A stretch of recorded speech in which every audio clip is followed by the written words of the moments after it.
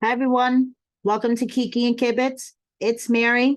I'm here with today's edition of 90 Days and 900 Seconds, Season 4, Episode 9. A beautiful thing is never perfect, and I could testify to that firsthand.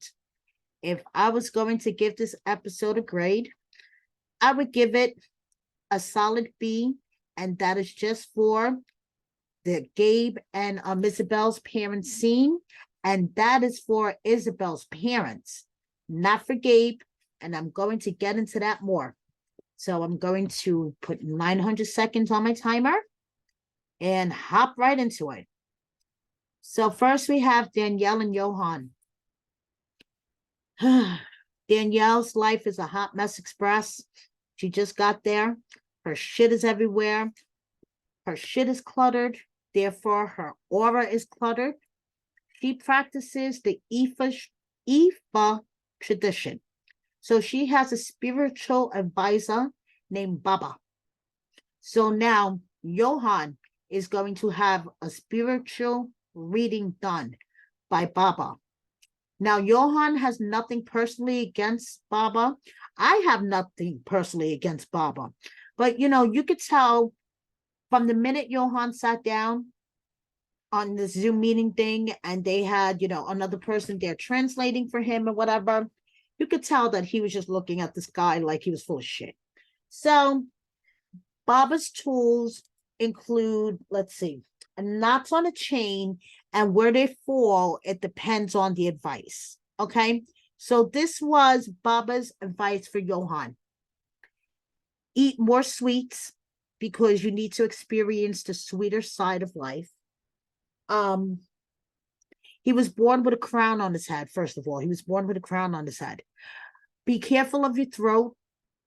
Be careful of eating fish bones because you could choke on them, and avoid eating mushrooms. So Yohan's like, this is all good advice, but I don't see how this brings me closer to God. And he has a good point. So as him and Danielle are discussing this, because Danielle really wants him to embrace this religion.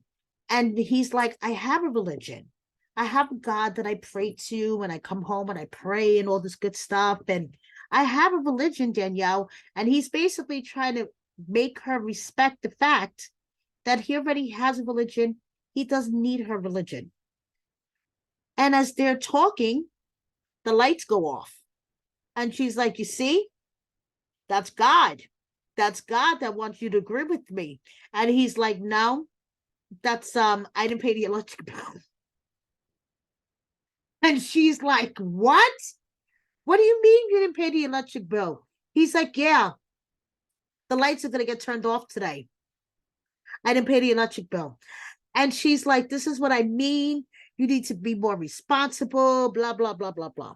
Okay, next scene. They're at a bar. And next thing you know, Danielle is talking about that she has her male friend. What is this guy's name?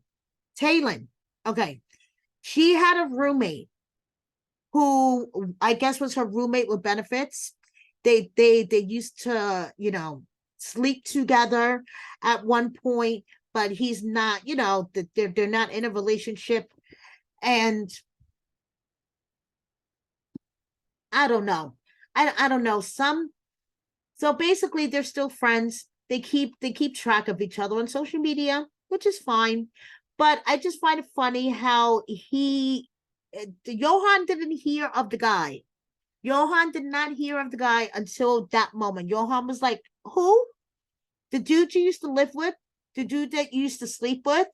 He's here. He's in the DR. He wants to meet up with you. How did he know you were in the DR? Like, hello, like you guys are friends. I didn't realize you were friends. And she's like, well, you can have female friends, then I can have male friends. And I get her on that. Don't get me wrong. I get her on that. Okay. So they were celebrating their 1 year anniversary, mind you, when they were sitting at the bar.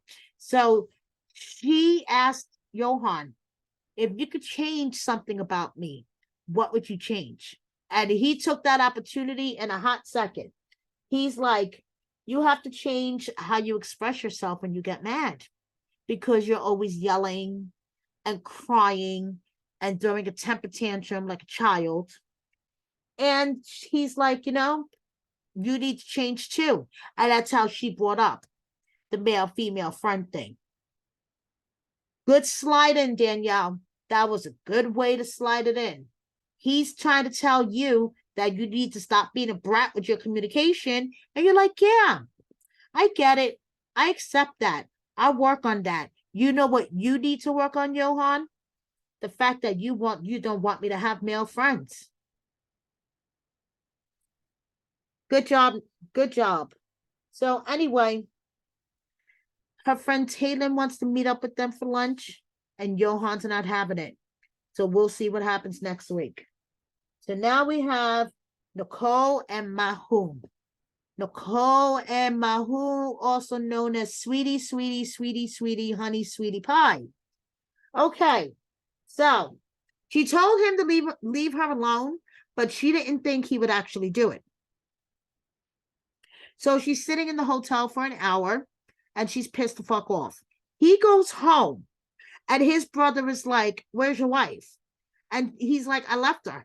And his brother is like, are you fucking stupid? And I bet you that was one of the 10,000 times his brother cursed Mahmoud's ass out. Okay? His brother called him stupid like 10 times on screen. So we're going to get to that in a minute. So, Ahmed, the MVP of this episode, oh my goodness, the guardian angel shows up. And he's like, Sister Nicole, listen to me. We are going to figure this out. And Nicole like gets ready to rip his head off. And he's like, who are you talking? You are not talking to Mahmoud. You are talking to me. I am Ahmed. I am the brother. I am older. I am wiser. He's the brother that is married to a foreigner. His wife is from China. Fatima. Fatima wears the hijab. Fatima does the whole thing. She is covered from head to toe. She has adapted. So they're hoping that Ahmed and Fatima could be a good example. So Ahmed goes over. He tries to play peacemaker. Bless his soul. All his good efforts out the window within 2 minutes of these idiots sitting down and talking to each other. They get into another argument. Ahmed comes back over and he tells Mahmoud, basically, she's the queen. You need to stand up and apologize to her. He calls his brother stupid like 20 times. He looked like he wanted to slap him in the back of the head. And he tells him to get up, apologize to her. Let's go home. Let's work this out. And Ahmed explains that Nicole is Mahmoud's first girlfriend, first relationship, first female, period. And he is very inexperienced. And this is why Nicole needs to take a step back and give him some slack as well, because he does not know how to deal with the emotions, the logistics, and the ins and outs of a relationship, period. Nevertheless, the relationship with a foreigner woman who just converted to Islam, who thinks she wants to be a Muslim, but did not do her research. So she needs to give him some slack. He's not the sharpest crayon in the box. His brother needs to sharpen him a little more. Okay? He needs to relax a little bit. I get it. He is very religious. But as we're going to get to the next scene, Nicole and Mahmoud are hanging out with Fatima and Ahmed. And Fatima basically whispers a little girl's secret into Nicole's ear that she hates wearing the hijab. But she does it. because it's required in the country that they live in. It is required in their culture. She hates it, but she does it. Secondly, Ahmed admits that when he was in China, he drank tequila. You thought Mahmoud was going to die. He was going to fall over and die. Okay? But Ahmed was like, I drank some tequila. It happened. I repent, I shouldn't have, but things happen. Ahmed, you are the MVP of this episode. You try to teach your brother that things are not always black and white. There are shades of gray. And you tried, but they're idiots. They're both idiots. And unfortunately, you're wasting your breath. And I'm wasting my breath. And I'm going to move on to Isabel and Gabe. So in the beginning, the silence was fucking killing me. The silence was killing me. I was like, oh my God, what are they going to say? But of course, Isabel's parents, they were totally, they were, I believe Isabel's parents, they just want to be educated on the subject. Just like my mother-in-law. My mother-in-law is a devout Catholic. And she sat there and watched the episode where Gabe described how his penis was crafted. Now, my mother-in-law would never ask a transgender person about their genitalia, okay? But my mother-in-law was curious, and she is very open-minded, and she is a devout Catholic. So I believe that their questions are out of curiosity and not judgment. So when Gabe later on, because they didn't even ask questions when Gabe first told them about, when the translator finished translating, Mom says, I'm speechless, but I'm glad that you're open and honest. And the father says that he is confused, but this doesn't affect his feelings about Gabe. And they all had this wonderful moment. They all, did the hands thing, and it was great. Then the next scene, Gabe was expressing to Isabel that he felt like this whole thing was too good to be true. Because in his past, religious people, and this is where it's starting to grate me a little bit, how the label of religious people have judged him. And don't get me wrong, I have not walked in his shoes, so I don't understand the judgment that he has faced. But you don't have to be religious to be judgmental as well. And you don't have to be Catholic or Christian. You could be you could be Jewish, you could be Muslim, you could be a Buddhist, you could be an atheist to be judgmental towards homosexuals, transsexuals, etc. So I'm just saying, the way that Gabe keeps putting out religious people, and Isabel's parents, they're Christian, it's just kind of rubbing me the wrong way. But Isabel's parents are very loving, they're very accepting, and I believe that their questions are just out of curiosity. Like my 75-year-old devout Catholic mother-in-law, who sat there, watched the episode with me, and said, wow, that's interesting. And that was it. No judgment. I didn't see any judgment on her face, any judgment in her eyes. She just kind of looked at it and said, wow, that's interesting. Technology these days. That's actually what she said after that. Technology these days. And she kept playing with TikTok or whatever she was looking at. So then Gabe takes Sarah and Miguel. Now, this is another scene that I was like, oh my God. I mean, they had me crying this whole, I mean, basically, except for the scene where Gabe was like, this was too good to be true. And he was afraid that, that Isabel's parents were going to come back with some type of judgment.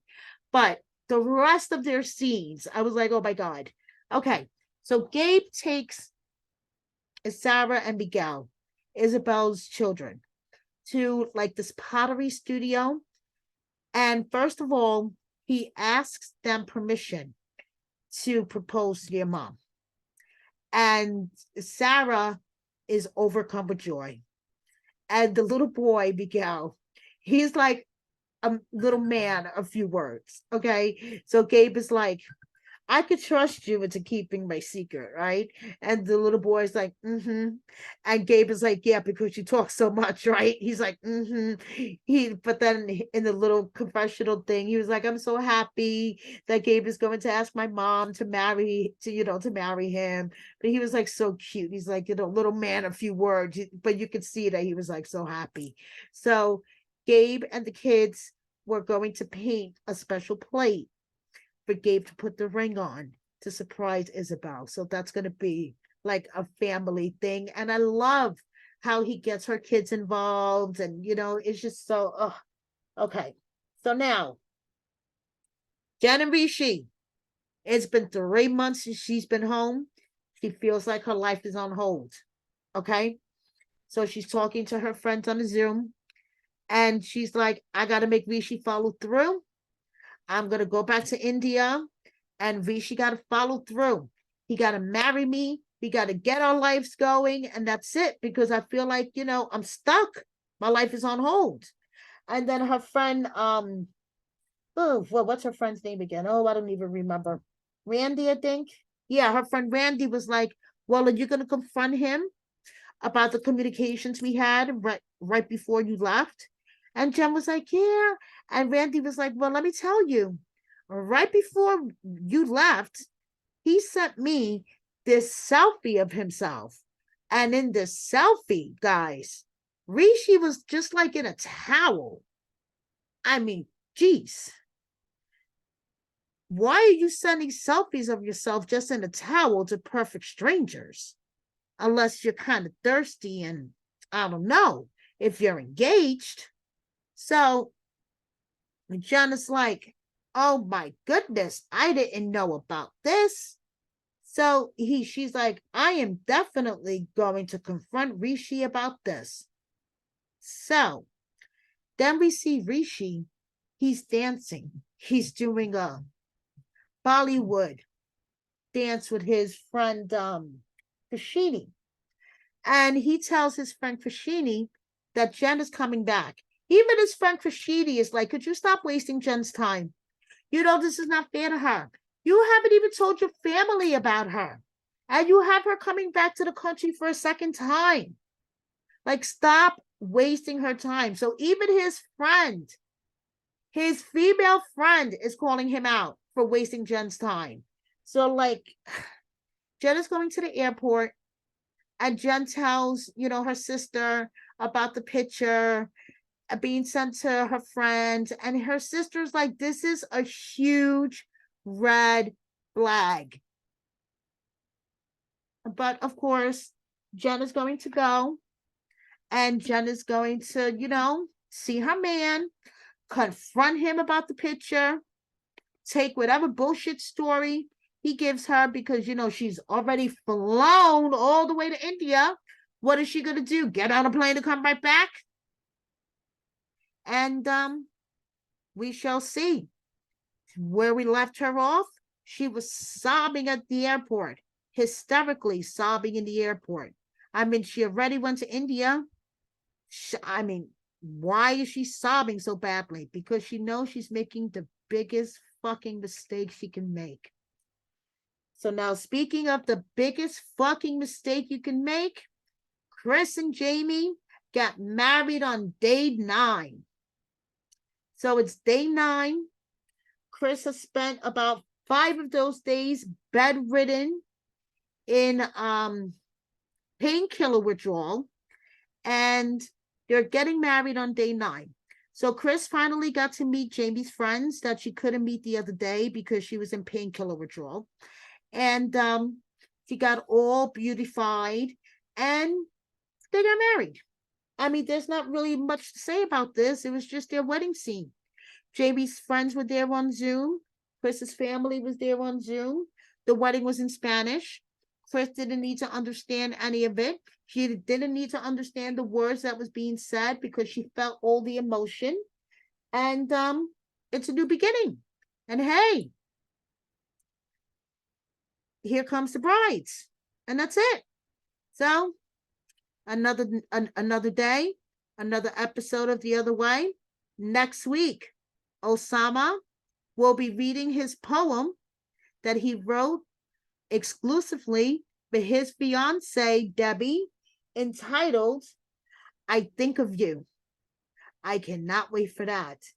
And then Jamie and Chris are looking to get a food truck, but it costs $50K. Let's see how that works out. And Nicole meets a friend in Egypt. Her name is Norrin.